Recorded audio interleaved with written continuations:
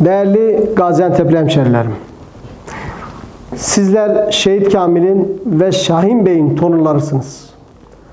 Antep'i hep beraber Gaziantep yaptık.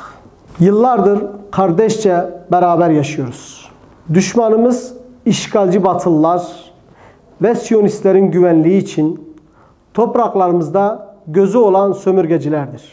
Son günlerde sosyal medya üzerinde belli çevreler bilinçli bir şekilde kaos ortamı oluşturmak ve halkın huzurunu bozmaya yönelik girişimlerde bulunmaktadır.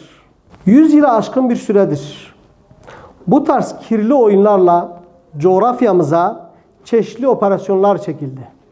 Bu oyunlar yıllardır devam etmektedir. Bugün figüranları değişmiş olsa da ana aktörleri değişmemiş olan aynı kirli oyun bir kez daha sergilenmek istenmektedir.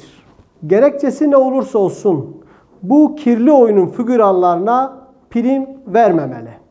Toplumsal huzur ve barışı hedef alan her türlü yaklaşımdan uzak durmalıyız.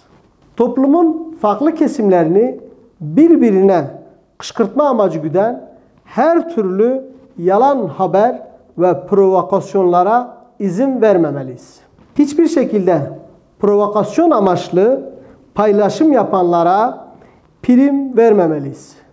Özellikle sosyal medya üzerindeki provokasyon içerikli paylaşımlara itibar etmemeliyiz. Yaşanacak her türlü olaydan uzak durmalıyız. Hiçbir zaman sağduyu elden bırakmamalıyız.